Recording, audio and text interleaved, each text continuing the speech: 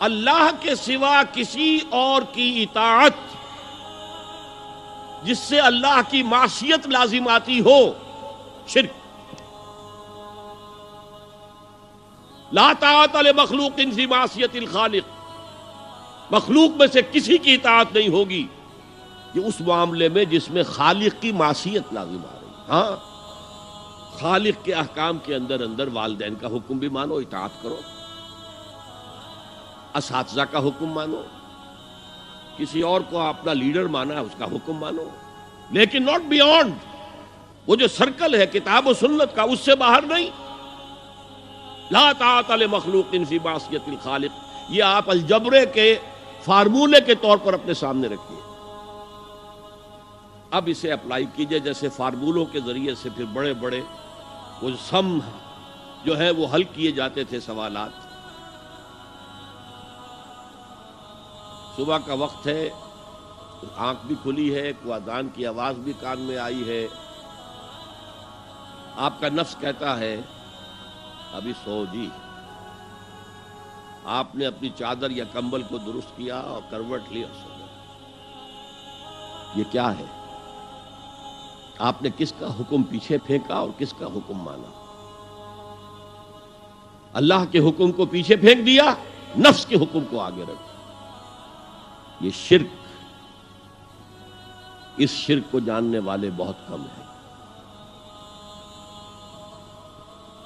مولانا روم نے خوب کہا تھا، نفس ما ہم کم ترس فرعون نیست لیکن ایراعون نیست۔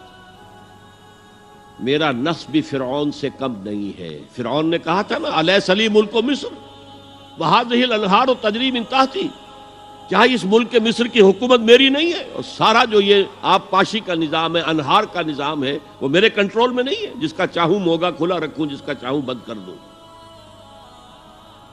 یہ تھا خدائی کا دعویٰ، انا ربکم الاعلی۔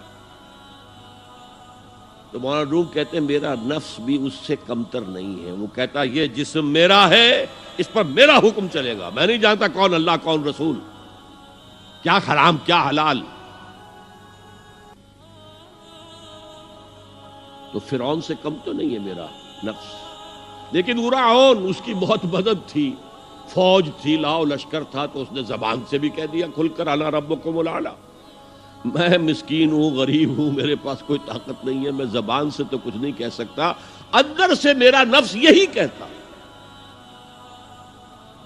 یہ نفس کی حکومت قرآن کہتا ہے، میں حیران ہوتا ہوں۔ دو جگہ یہ مضمون آیا ہے، ارأیت من اتخذ الہہ ہواہ افانت تکون علیہ وکیلا۔ اے نبی تم نے دیکھا اس شخص کو، اس کے حال پر غور کیا جس نے اپنی خواہش نفس کو اپنا الہ بنا لیا ہے۔ اللہ اکبر، الہ، لا الہ الا اللہ، کلمہ توحید کا مرکزی لفظ یہاں آ رہا ہے، من اتخذ الہہ ہواہ، جس نے اپنی خواہش نفس کو اپنا معبود بنا لیا، الہ بنا لیا۔ افانت تکون علیہ وکیلا، کیا آپ ایسے شخص کی کوئی ذمہ داری لے سکتے ہیں؟ سود حرام ہوا کرے جی، حرام ورام، ہمارا دھندا جو ہے وہ آگے بڑھ نہیں سکتا۔ تو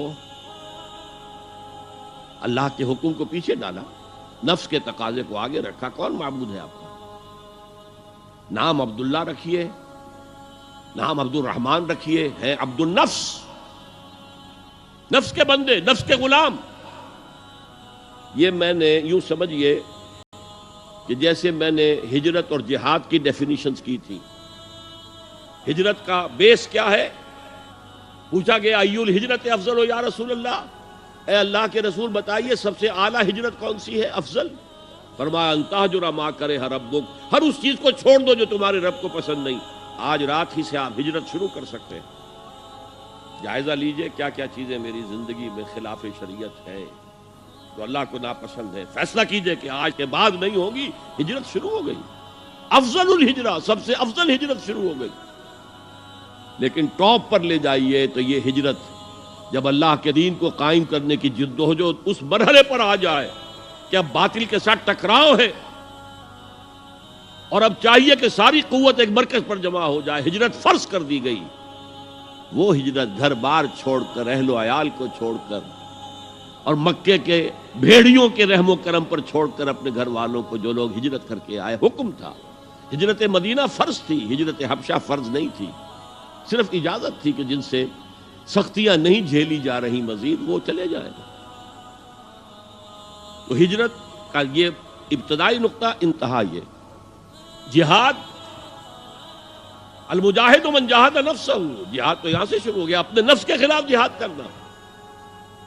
صبح نفس نے کہا ابھی سو جاؤ، آپ نے نفس کی بات کو رد کیا، اپنا کمبل اٹھا کے پھینکا، اٹھے، وضو کیا، نماز کے لیے آپ مسجد چل دیے.